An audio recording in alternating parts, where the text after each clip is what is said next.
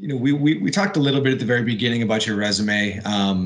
I guess first question, how do you find enough time in the day to work on all these companies that you're working on? And, what's really top of mind for you right now? Where are you spending most of, your time and doing most of your work?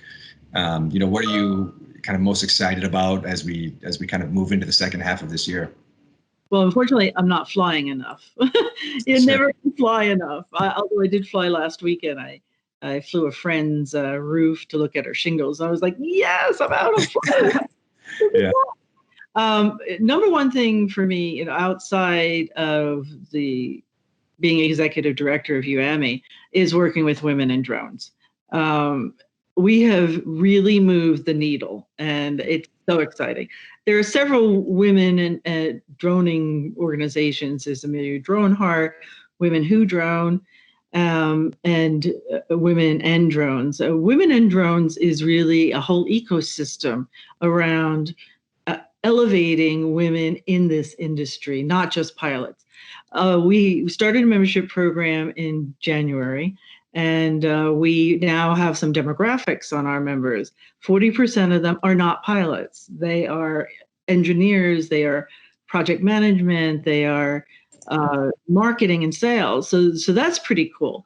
But on the pilot side, we have made significant strides and turned a corner in 2019, which you may have already reported some of these numbers. But since the 107 became effective the last day of August in 2016, we have now more than 160,000 Part 107 pilots. Wow. And last year, we hit 11,000 of them as women. Now that is pretty cool. So now it's a big number of 11,000, but it only represents 6.7% of all certificated remote pilot population. But still, now women remote pilots exceed the number of women commercial pilots and women air transport pilots.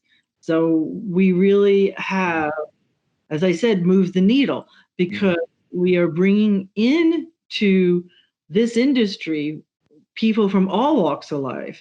And looking at this diversity issue, while we're just measuring women, it also is a much more diverse pilot population, because there are opportunities for a wide range of capabilities and backgrounds to come in and be pilots.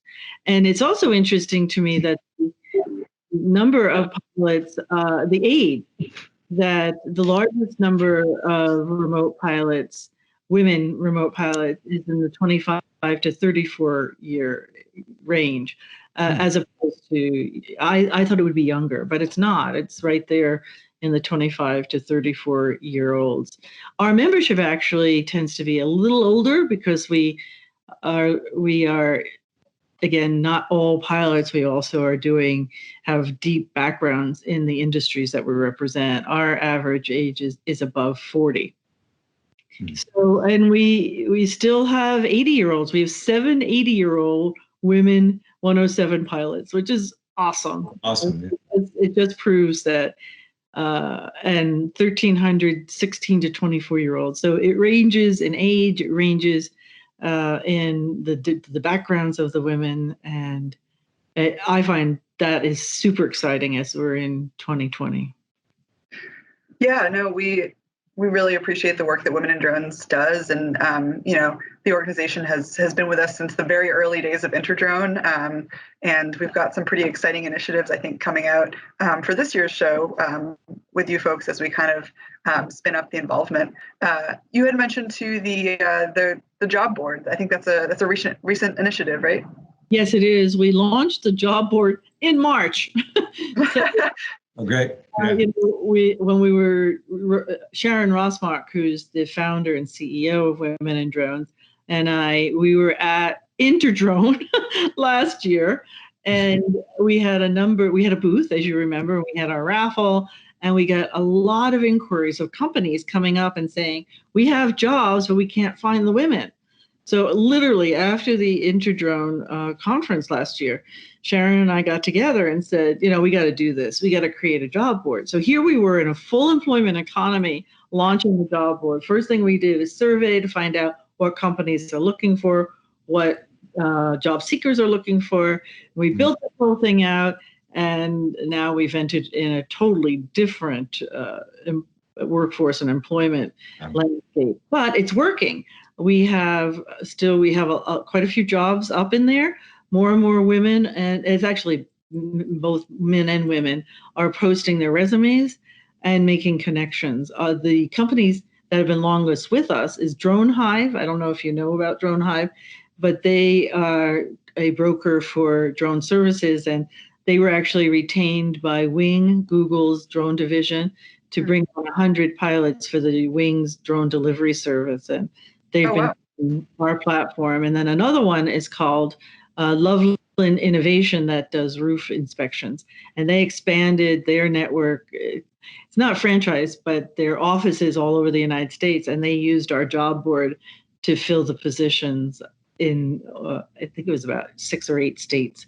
And they're both very happy with the response and that the applications that they've been getting through the Women in Drones job board.